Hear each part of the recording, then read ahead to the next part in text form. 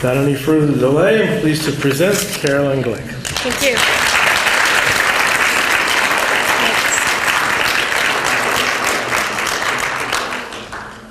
I have these two microphones we're supposed to put on, so just bear with me for a second. I'm a two-fisted drinker. I'm a two-mic speaker. There you go.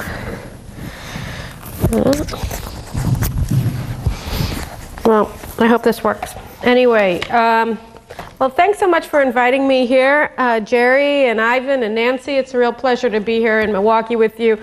I was just telling Ivan on the drive up that it's amazing how close Miami is to Chicago, because I don't remember being here since like my 8th grade class trip. So I really appreciate the opportunity to come out and talk to you guys tonight and Pesach, and to give you my impressions on what's going on in Israel and in the Middle East, and what our main challenges are.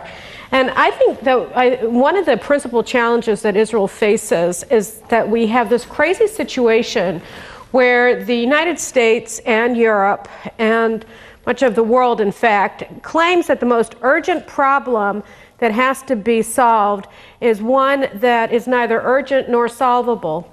And on the other hand, the most urgent problem that we face today is being ignored by world powers, not so much the Arabs, but the United States and Europe.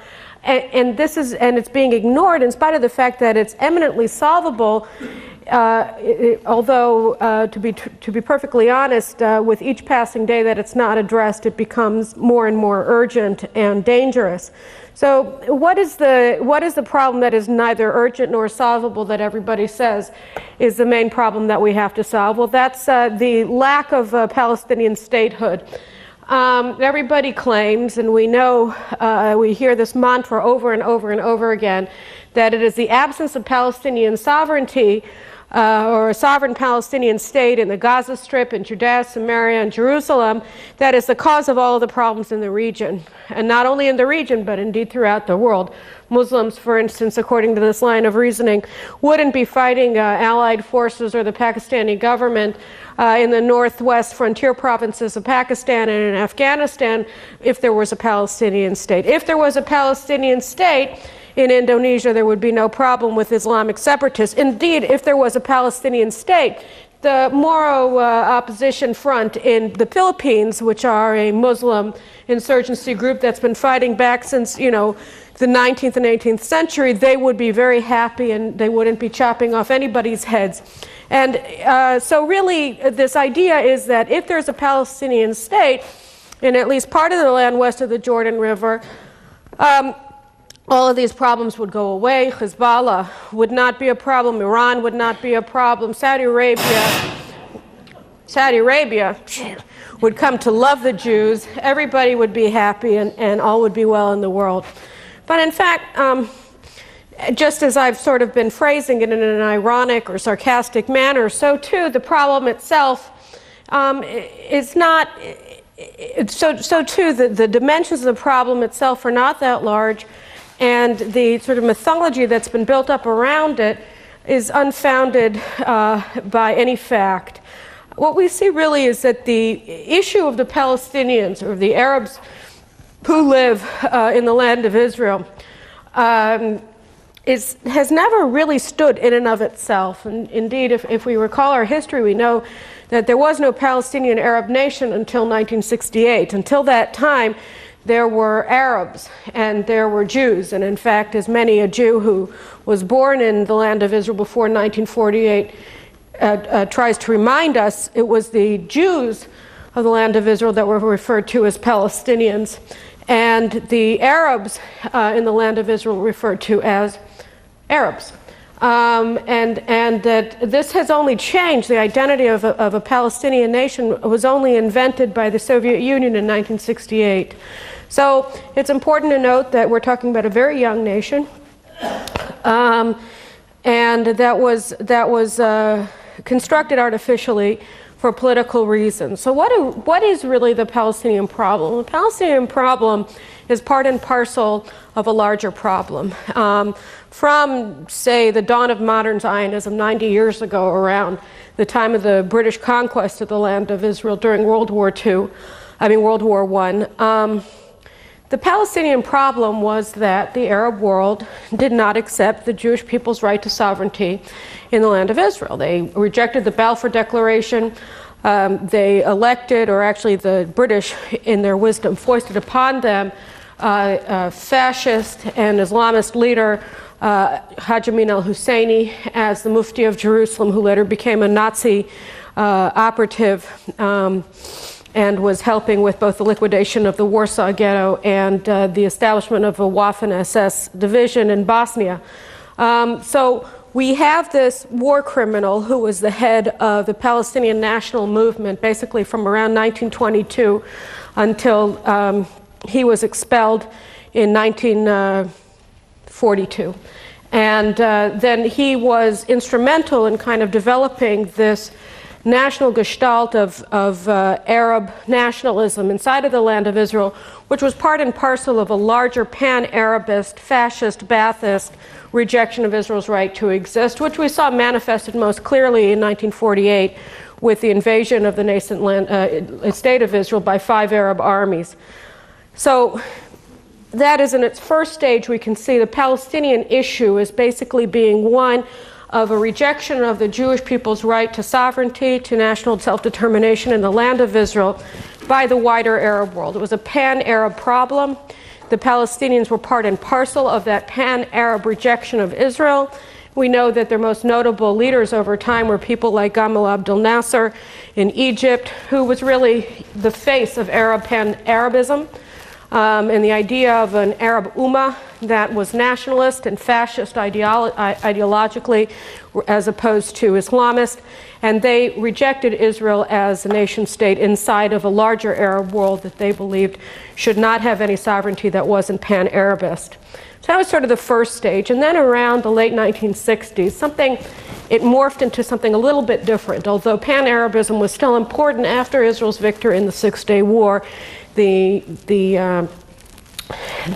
halo around Nasser, of course, fell apart because of the great Israeli victory in the Six-Day War, and pan-Arabism in general lost a bit of its allure.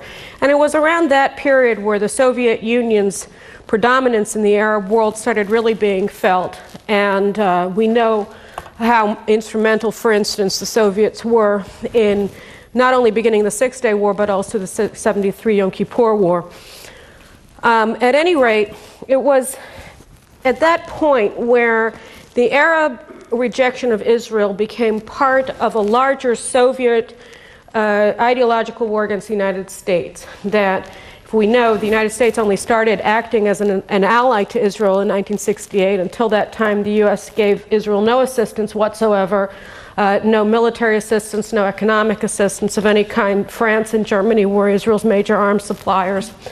But at that time, the Soviets started seeing Israel as a way to galvanize Arab support for the Soviets against the Americans. And they began using communist rhetoric to describe the Jewish state as an outpost of colonialism, of imperialism, that we were somehow a colony of Europe, which of course is interesting considering what Europe had just done to us in the Holocaust. But regardless of the irrationality of the argument itself that Israel could conceivably be seen as a colony of anybody's, particularly not Europe, the Soviets began using this rhetoric. And if we're the colonists, then of course the native people somehow had to have been displaced by the colonial rulers of this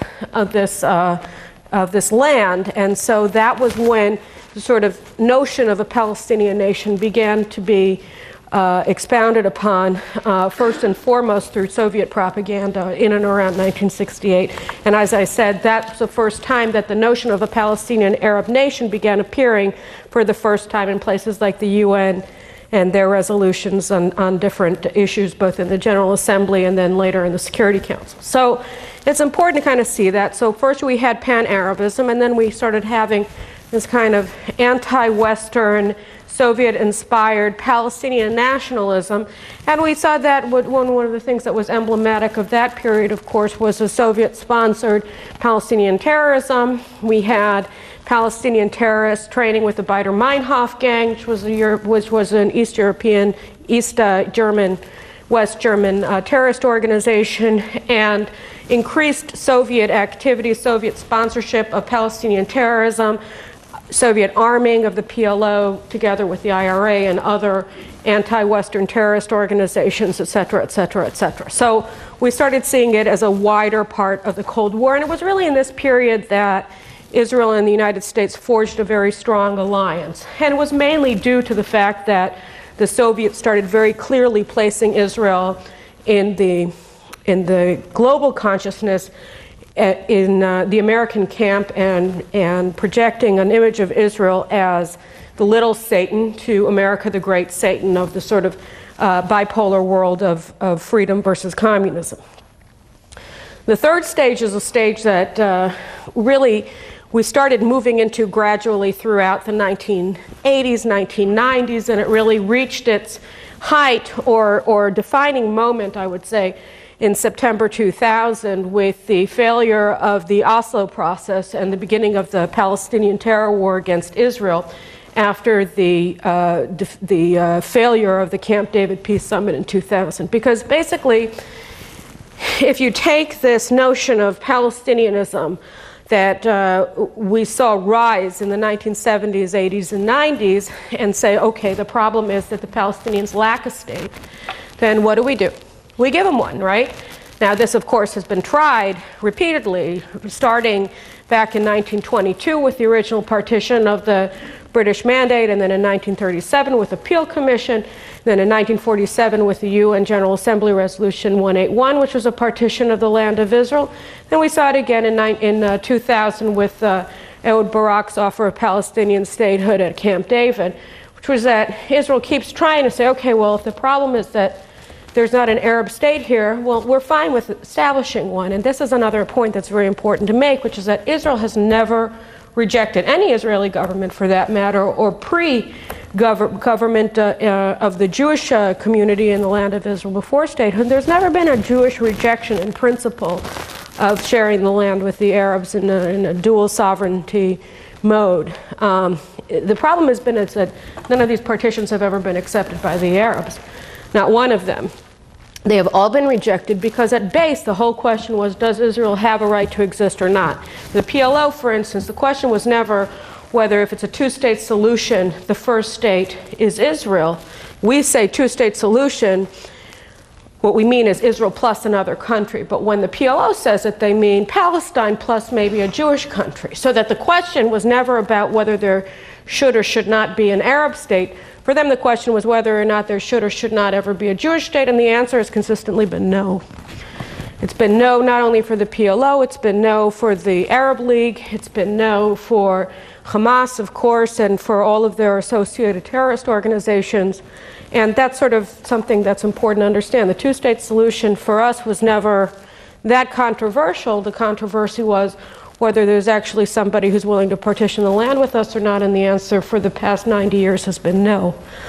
And I dare say it's still no, because we see that if we go through these periods of rejection of Jewish statehood and of the notion of partition of the land, we get to 2000, where Israel had consistently been giving more and more land to the Palestinians throughout the 1990s during the Oslo process, giving them land, giving them political legitimacy, giving them guns, giving them military training, or rather the CIA gave them military training together with the British and the other European intelligence units.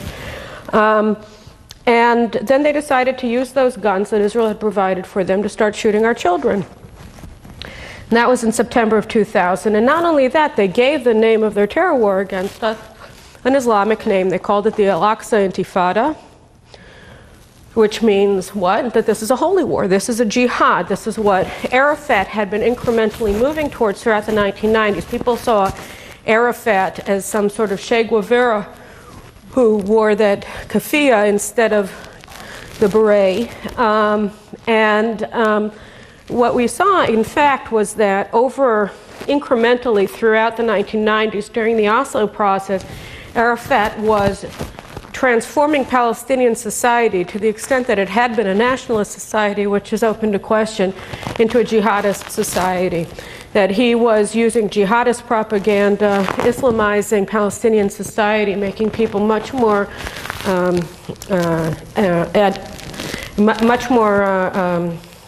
religious in terms of their identity and what religion meant for them in terms of how they define themselves as Arabs and Muslims. He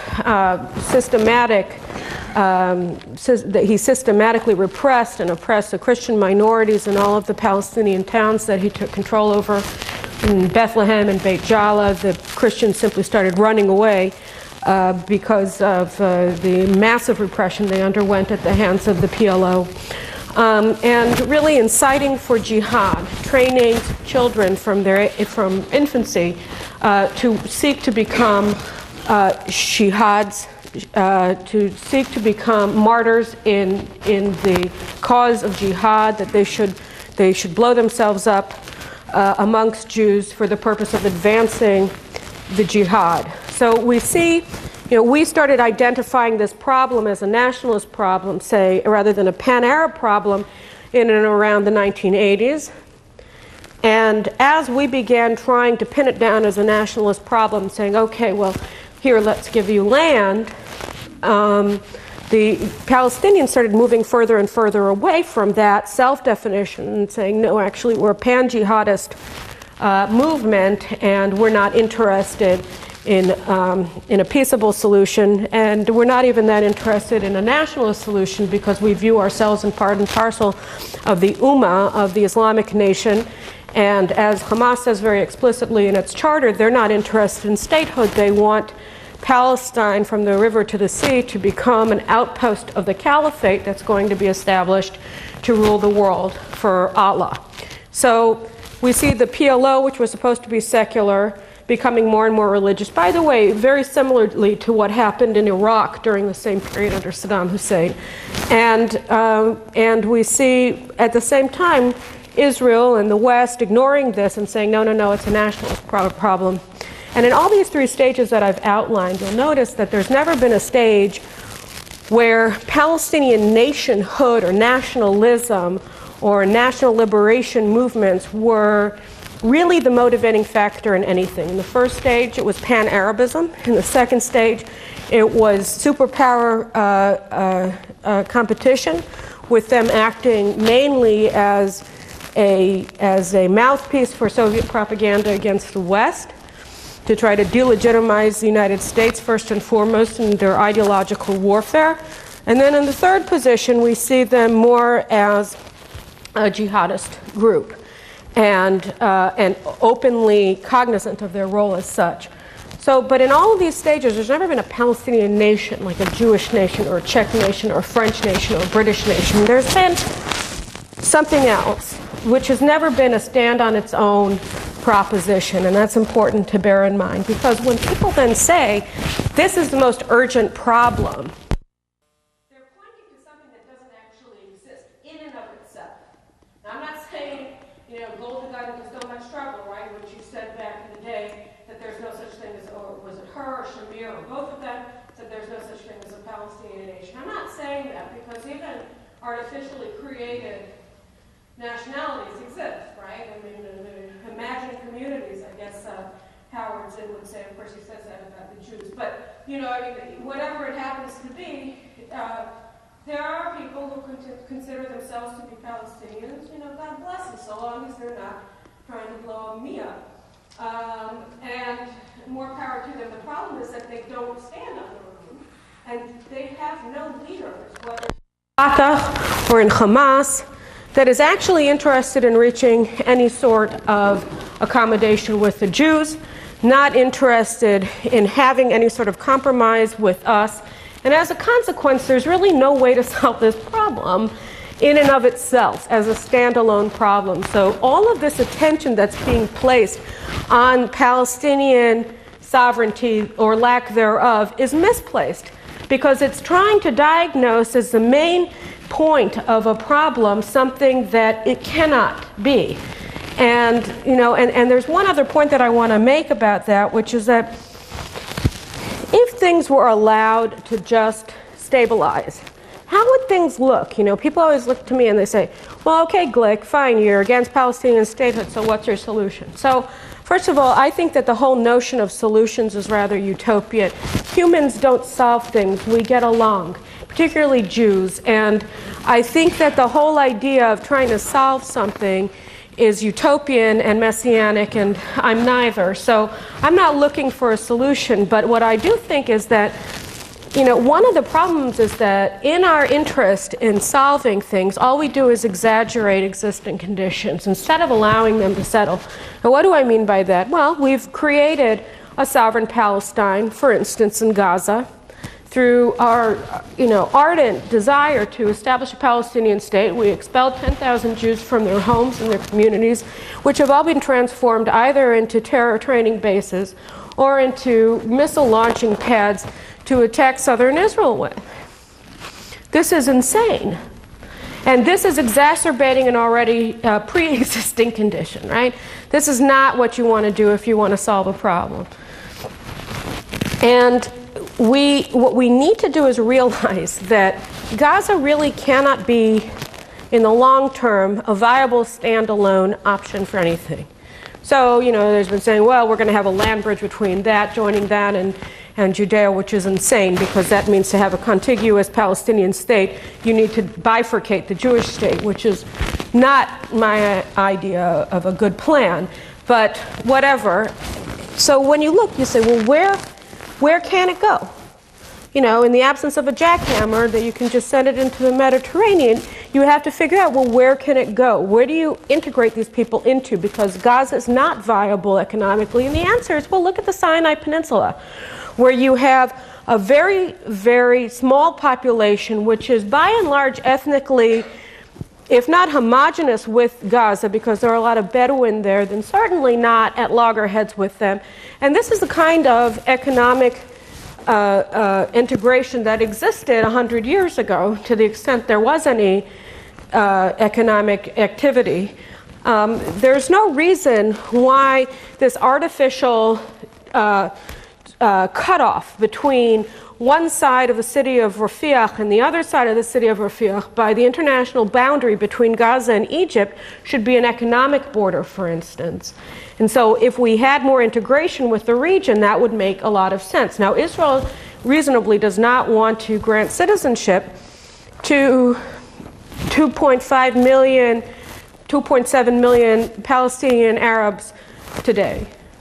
But that could change in the sense that the actual numbers demographically showed that if Israel were to tomorrow give its citizenship to all of the Palestinian Arabs living in Judea, Samaria, and Gaza, we would still have a 60% Jewish majority in the citizens of Israel. Now, do we want a 40% Arab minority?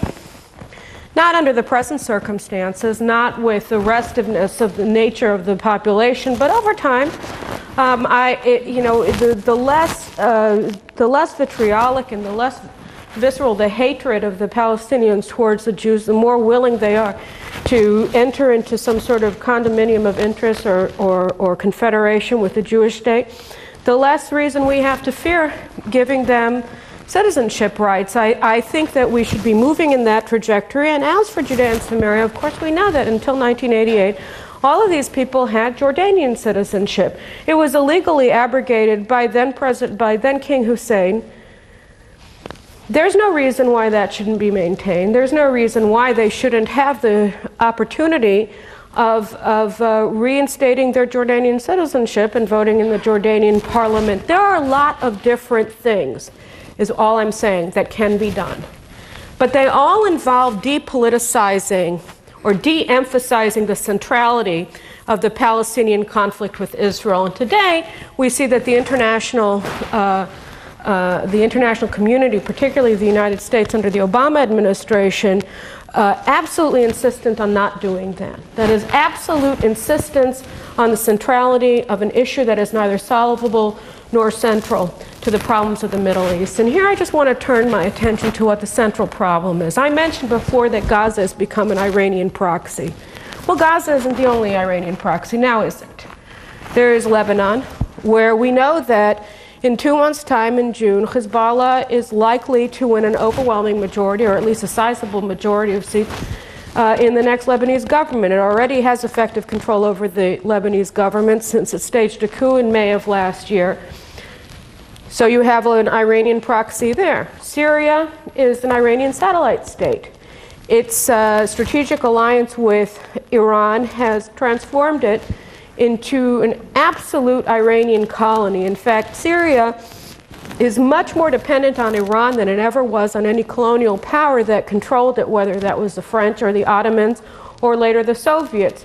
The collaboration and the dependency of the Syrian regime on the Ayatollahs in Tehran is simply that strong. And then we move on to places like Qatar, where U.S. Central Command is, for absolutely no apparent reason to me, located, which itself is acting as an Iranian proxy, as we saw most recently last week in the Arab League summit there.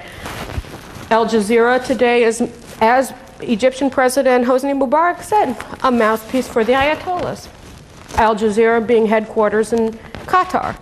So we look and we see the burgeoning strategic alliances between Iran and the Sandinista government in Nicaragua. How are they allowed to, whatever, and Venezuela, Ecuador, Bolivia. This is right at the U.S.'s doorstep, by the way.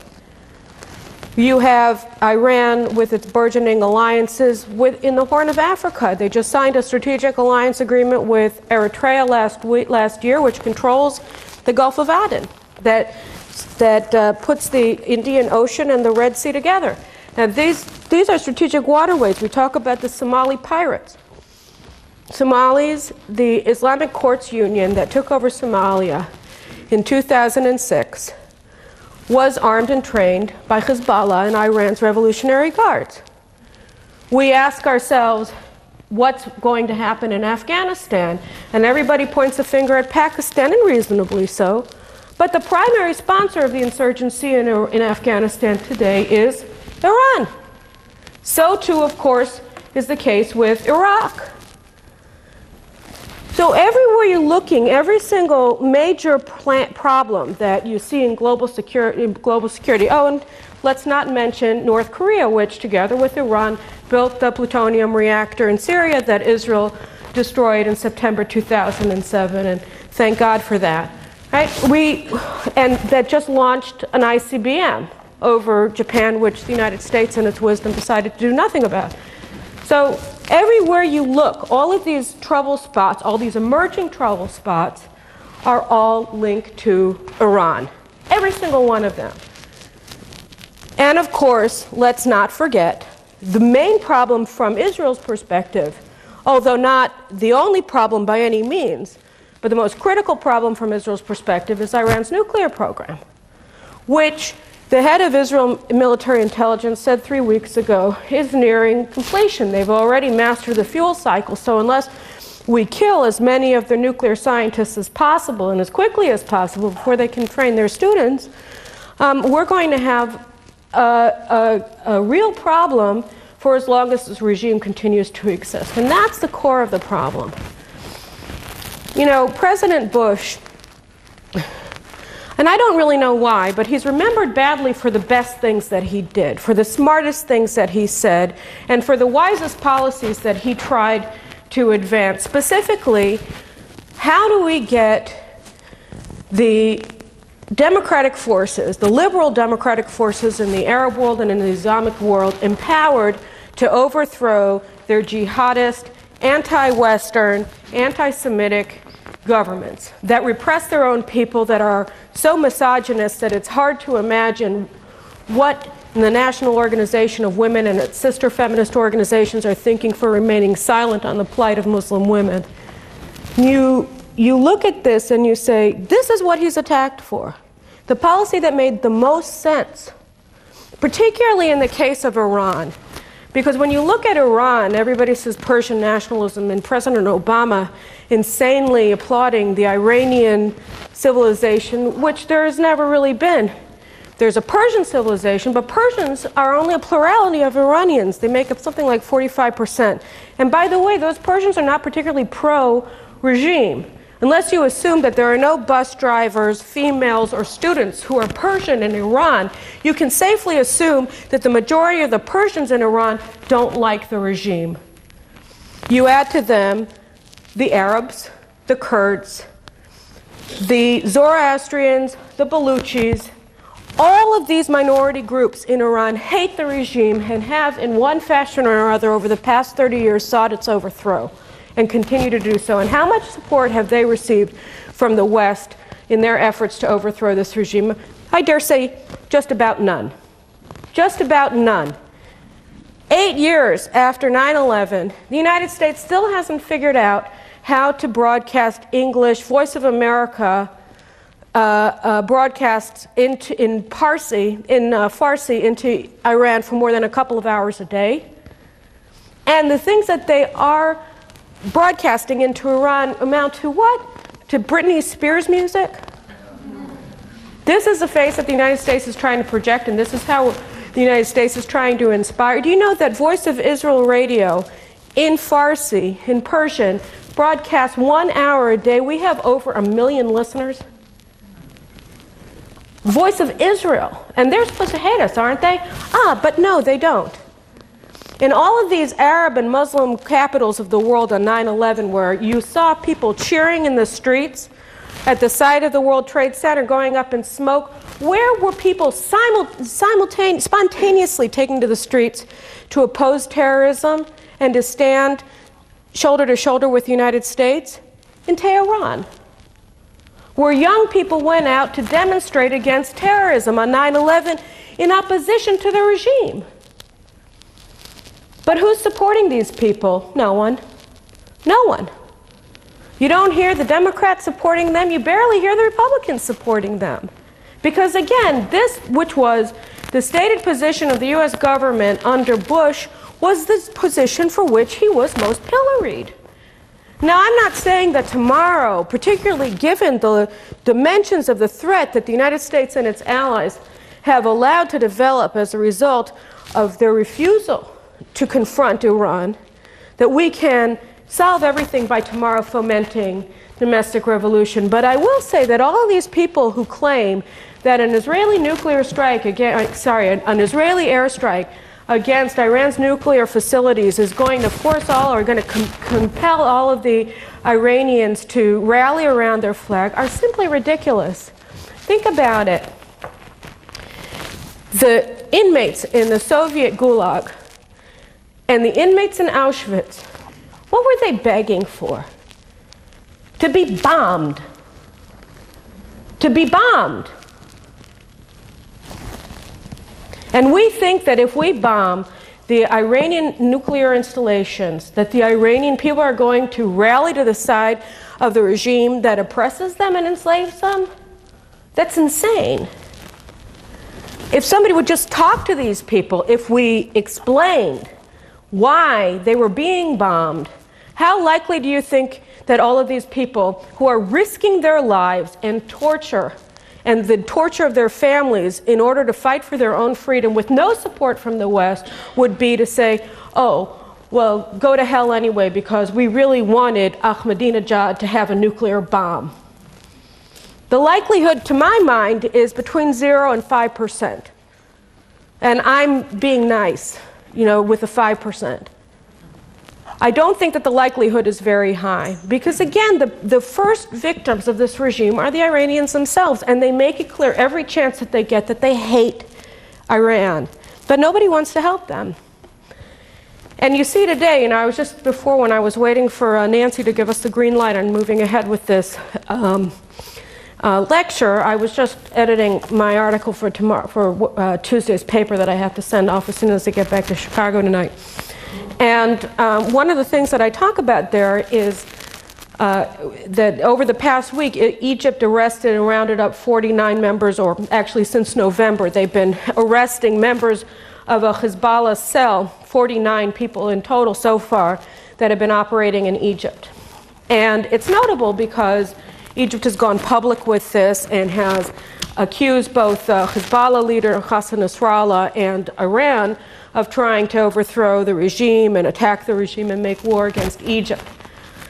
And this is notable because, of course, Israel has been begging the Egyptians to crack down on Hezbollah agents that have been supplying Gaza with arms through Egypt for the past several years, and they haven't done anything.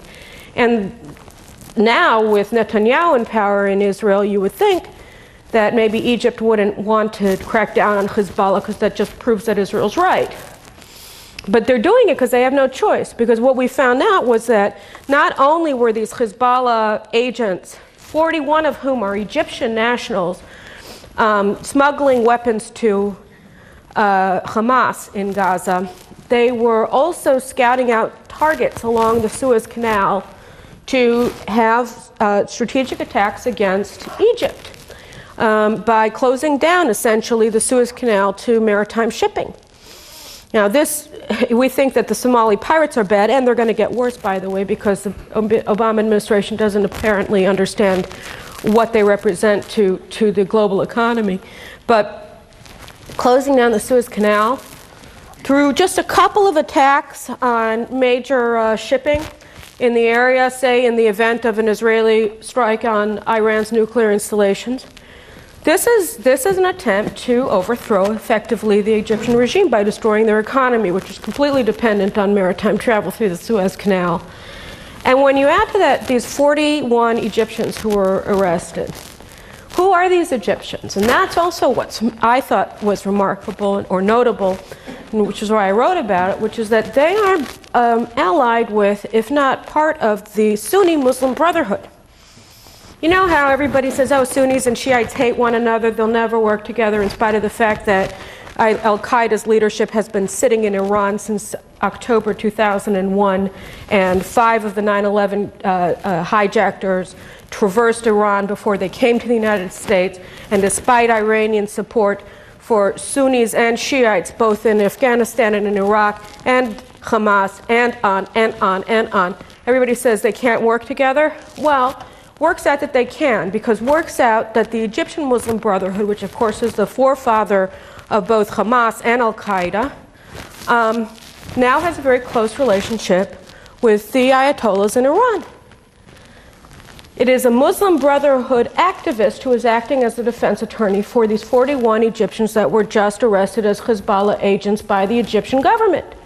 Moreover, the Muslim Brotherhood spokesman has been defending them and attacking Egypt for opposing Hezbollah, for opposing Syria, and for opposing Iran. That is, the main defenders of this Hezbollah cell that was planning attacks that would destroy the Egyptian economy are being defended by the Muslim Brotherhood in Egypt.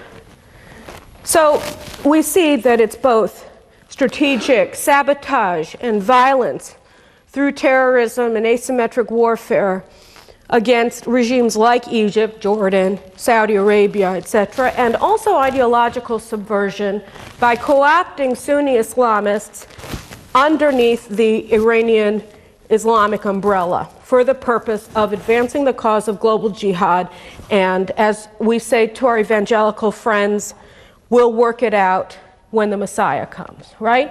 The same kind of strategic alliance that we see between these Sunni Wahhabists and Salafists on the one hand, and these Iranian Twelvers, these Iranian Messianists, all of them sort of seeking Armageddon through jihad. So these are important things, and how is the United States responding to them? Well, the United States, and by the way, Europe, are both responding to this burgeoning Iranian menace that grows every single day, and we see it manifested in different ways every single day. Just look at the past couple of weeks, We saw Iranians in North Korea over that missile launch. And a month before that, the Iranians launched their satellite and so showed that they have ICBM capabilities. We see it in Syria, we see it in Doha, we see it in Gaza, we see it in Lebanon, we see it in Egypt, we see it everywhere, every day. Something else is happening, and it's always Iran behind it. And the Americans are responding to this by saying, we want to sit down and talk with the Iranians. We think the most important thing, says Hillary Clinton, Secretary of State of the United States of America, is to sit down with the Iranians. Well, no, Hillary, actually it isn't the most important thing. The most important thing is not to sit down with the Iranians. The most important thing is to confront the Iranians and defeat them. And the problem is that when the danger is becoming most clear, and the solution, to the extent it exists, is becoming more and more difficult because Iran is becoming stronger by the day, the United States, supported actively, by the way, by, for instance, Great Britain, is saying now is the time to stand down. Now is the time not to supply Israel with bunker buster bombs, with refueling aircraft, with anything, with political support. Now is the time to push Israel to accept a two-state solution, to empower the Palestinians, to give them Jerusalem, to kick out 500,000 Jews from their homes. That's what we want Israel to do right now. And they better not even think about attacking Iran, as Joe Biden said last week. The British are opening diplomatic ties with Hezbollah.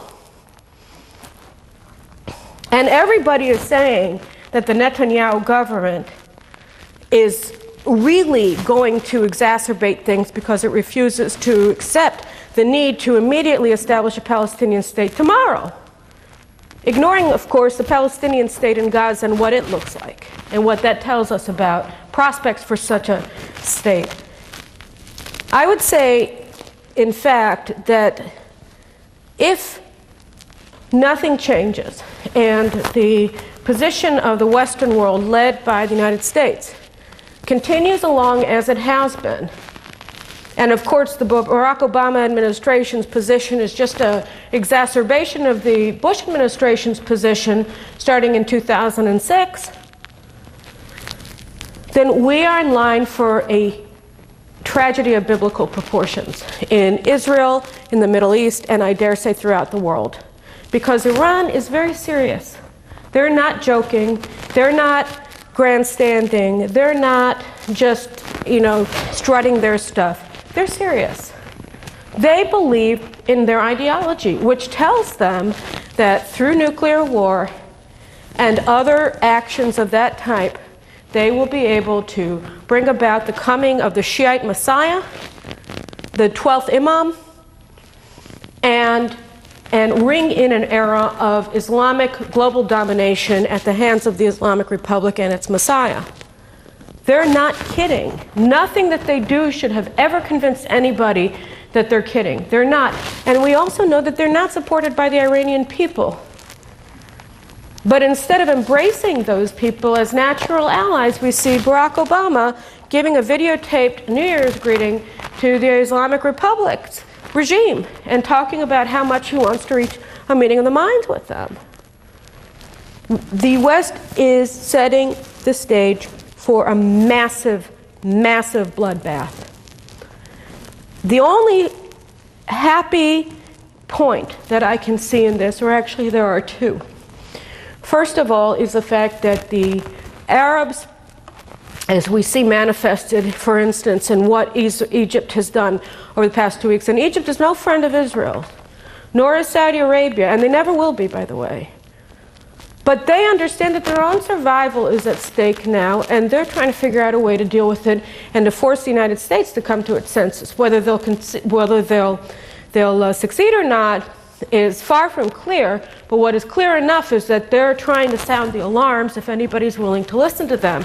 And also, of course, just as Egypt was happy to have Israel fly over its territory to bomb Hamas weapons convoys in Sudan, there is the possibility that Iraq, among other countries whose freedom and survival are now in jeopardy because of America's decision to move out and essentially allow Iraq to come under the Iranian nexus of control may allow Israel to fly over Iraq to get to Iran. It's possible. That's one aspect that's happy. And the other, or that is positive and gives reason for hope. And the other reason is because Israel just had elections. And Israel has a new government. And the Netanyahu government, starting with Bibi Netanyahu himself, has made clear that from Israel's perspective, a nuclear-armed Iran will not come into being, quite simply. And the United States can do with this statement and with this Israeli intention what it wishes, but that is Israel's intention. And I think that it's fairly clear that Netanyahu isn't bluffing. And I pray that he isn't bluffing, because the truth of the matter is that in many ways everything hinges on Israel's ability to stand up to the Obama administration today. And by the way, on your willingness to man the barricades here in the United States to ensure that it is clear to the Obama administration that American Jewry and American society stands with Israel and against Iran. Because I think, again, we're looking at the problem wrong. Everybody is looking at the situation in the Middle East through an incredibly distorted lens. Because the very notion that this imagined and invented problem of Palestinian statelessness stands at the root of all of the instability, of all of the violence, of all of the jihadism of the Muslim world is insane. It's simply insane. It doesn't stand up to even the scantest scrutiny. If you just look at it for 10 minutes and ask yourself some logical, rational questions, you recognize that this is an optical illusion. And everybody is acting as though this is a problem that has to be solved first, when if it can be solved, it'll be solved last.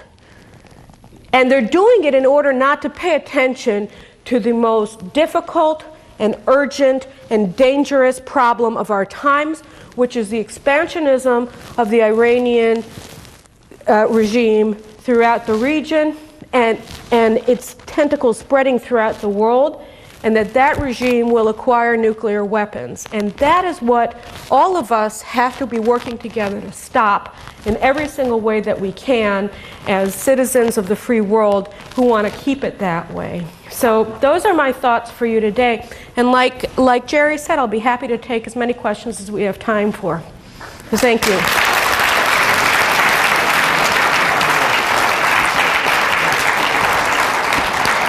First question right here.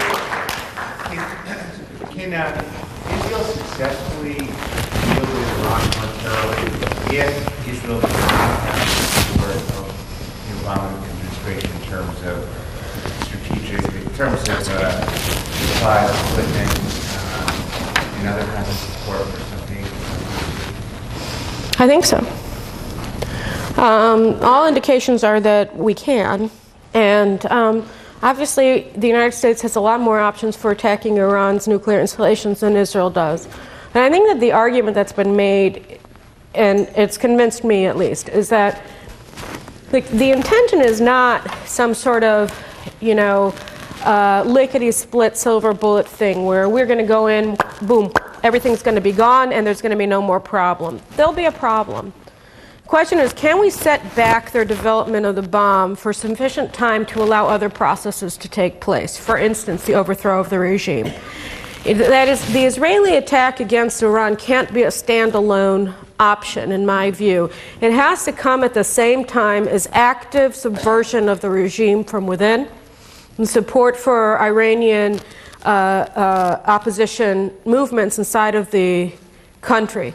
Because I would be happy if there was no chance that Iran or anybody else would ever get the bomb, But that's probably not a likely scenario. So the question is, who's going to be in charge of Iran if and when Iran gets the bomb? And so, again, I think what people have been telling me now for 6 years since I started writing about this issue is that what we need to do is buy time. Now, an Israeli attack, if the Messiah comes and Barack Obama becomes strategically rational, an American attack on Iran would set back their program by a number of years.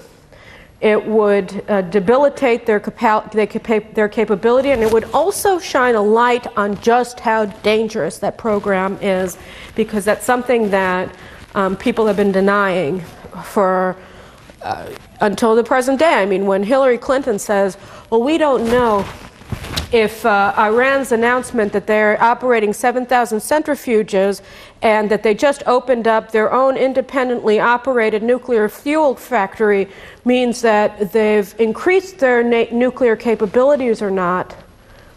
You know, first of all, she sounds like she's, you know, stupid as can be, and makes a mockery of America just by saying something so asinine. And then, you know, she's emboldening them. She's saying, be my guest. Blow up Israel. You know, that's essentially what she's saying. I hope so. No interruptions. You'll have a chance to make your point. This propaganda bias is just insulting to people here. Hillary Clinton is not saying blow up Israel. You are paid by somebody who wants us to invade Iran. That is stupid. Why don't you ask your question normally? Okay, the question is... Who's paying me? We already asked you the question. Did Israel take care of Iran? The answer is yes.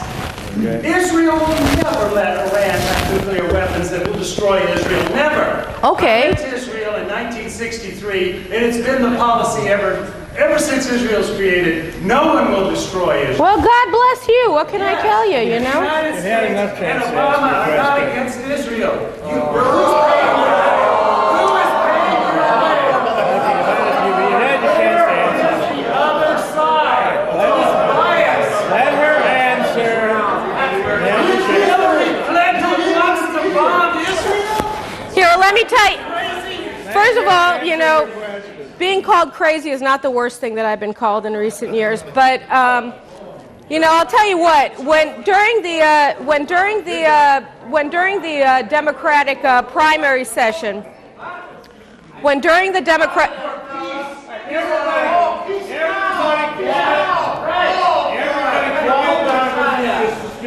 So I was just going to tell you a little quip to give you a sense of where I'm coming from, if you'd like me to. About the U.S. invasion of Iraq, it's Iran that's running the region. It's the United States that's running the region. So let's get a vote. Who wants him to take over here, and then I'll go back to Chicago? Because if anybody wants him to, you know, that's fine. Otherwise, would you maybe let me talk?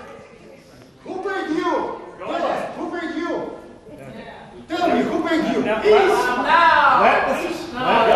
made me, and God is a peaceful God. God is against war, and it's against killing. Okay, somewhere else. Let the speaker answer. There's nothing. So here's where I'm coming from. During the Democratic presidential debates, Hillary Clinton made a statement. She said, which won her a lot of support, by the way, in the American Jewish community. She said, we are going to bomb Iran if they bomb Israel. And I looked at that statement and I said, oh, well, that doesn't sound very nice. What you're saying is, Israel, we recognize you as number one on Iran's hit list, and we're number two. So when we move up to number one after you're out, we'll take care of it. But so long as you get to be number one, we're not going to do anything. That is the actual policy translation of what Hillary Clinton said when she said that the United States would nuke Iran if Iran nuked Israel. She said, when we're number one on your target list, we'll take care of you. And, you know, that is not a commitment to Israel's defense on the part of the United States of America. And I dare say, by the way, that I don't really want the United States to be the guarantor of Israel's security, in the sense that I think that the purpose of having Israel is that the Jewish people are the guarantor of our security. And I think that really What is most important to me as a Jew to receive from any administration in the United States or any friendly country or self-described friendly country towards Israel is that they don't stand in our way. And the thing that most disturbs me about the direction of the Obama administration's policy towards Iran is that they seem to want to stand in Israel's way in our need and our efforts to defend ourselves. And that, to me, is very disturbing. Nobody in Israel, or nobody realistic in Israel, wants or would ever want men from the 82nd Airborne and the 3rd Infantry Division and the 101st to be coming and dying for Israel's defense. Nobody does. We have the IDF, which is perfectly capable of defending the country, and that's what we want. We want our army to defend us, and we don't want anybody else to do so. What we want from the United States is understanding of our strategic concerns and what imperatives they dictate for us and for our army. And we would like the United States, to the extent that it's politically feasible, to help us with the kind of military hardware that we need in order to get the job done. But nobody is talking about having America do what Mahathir Mohamad of Malaysia claimed that we did in that massively anti-Semitic speech that he gave in 2003, which is that we rule the world by proxy, we get other people to fight and die for us. No. We are happy to even fight and die for the United States of America by eliminating the Iranian nuclear threat, just as we eliminated the Iraqi nuclear threat and the Syrian nuclear threat in 1981 and 2007, and so saved a lot of American lives. We're happy to do that. We just ask that the United States not actively prevent us from defending ourselves. Brief question. Do you expect Ahmadinejad to be re-elected president of Iran in June? Probably. Right now it looks like the supreme leader of Iran, Ali Khamenei, supports him. And you know, what we've learned from Iran's elections in recent years, in fact since 1979, is that they're neither open nor free nor democratic, because you have a committee of elders who determine who can and cannot run, and they also determine the results of the election by determining which votes will and will not be counted. So, you know, to that degree, so far it looks like Khamenei is supporting Ahmadinejad. That may change, but we also have to understand, you know, one of the things about Ahmadinejad that's interesting is that he's so outspokenly genocidal that people say, well, if he's not elected, then things will get better. But when we compare him to the people who work with him in Iran, we see that there's no ideological distinction that will have any policy significance between him and Khatami, his predecessor, who was considered moderate. After all, the greatest boosts and advances in Iran's ballistic missiles program, as well as in its nuclear program, were made during his tenure in office. So too, Rafsanjani has called for Israel's annihilation. All of the major people who Americans like to point to and say, oh, they're more moderate, are actually just as open in their call for the annihilation of the Jewish state. And so whether or not Ahmadinejad will be reelected is a secondary issue. Yes, any more? Over there, sir. I have a question on Israeli politics. Okay. Yeah, I know joined him. He said you have to rotate the prime minister. He said no. Then he turned to Lieberman. Would you comment on that whole mishigas? Yeah, first of all, it's a mishigas. Second of all, you know, Netanyahu, I think that there were a couple of things informing his judgment when he was forming his coalition. Three things. One is that the Likud did fairly poorly. It only got 27 seats in Knesset, which made it the second largest faction after Kadima. It's just that the right-wing party, the right-wing and religious party, won a majority of 65 seats, and the left was essentially wiped out as a political force with only 44 seats, plus the Arabs, which are anti-Zionist parties. which brought them up to 54 or 55. 55 and 65 is 120, so 55 seats. So Kadima won more seats than Likud, but Likud didn't win. But Likud was the only party that could form a coalition. Likud itself was weak. Now he was put into a position where he didn't want to be at the mercy of too many parties at once, that one party or two party could too many one party, tiny parties could bring down his government. So he wanted to have his coalition partners have as many people in their parties as possible instead of having to be beholden to party with 4 members, 3 members, 2 members, whatever, that could bring down his government. And so that's one aspect of it. Another aspect of it was that he was looking to Washington and very frightened of the Obama administration and wanting to not have only a center-right and religious coalition, that then the left-wing parties would work together to undermine and delegitimize, as happened last time he was prime minister, which is that the Labor Party under Paris at the time just went out of its way to constantly erode the legitimacy of his government in Washington and work behind his back and subvert it. So he wanted to have a left-wing element in his government so that the left couldn't unite against him and subvert the legitimacy of his government in Europe and the United States. And the third thing that I think was informing his judgment was that in 1999, his government was actually brought down by the far-right parties that were very angry with him for signing the Y Plantation Accord, which of course he didn't implement, but whatever, that would have given another 13% of Judea and Samaria to the PLO. And they brought down his government. And so right after the elections, the same party, which is now called Ichud Halumi, the National Union, said that they were going to bring down Bibi's government if he did X, Y, and Z. So, he was looking, the left wing wanted to delegitimize his government, and so he wanted to split that and bring over at least one left wing party into his government, whether it was Labor or Kadima. The right wing was threatening to bring down his government, so he didn't want to be beholden to the right wing, and Likud itself was in a position where, with only 27 seats in the Knesset, it knew that it needed to have as strong and as large factions inside of its government as possible to stabilize his position. And so Lieberman was a no-brainer that he would go to him because it was the third largest faction.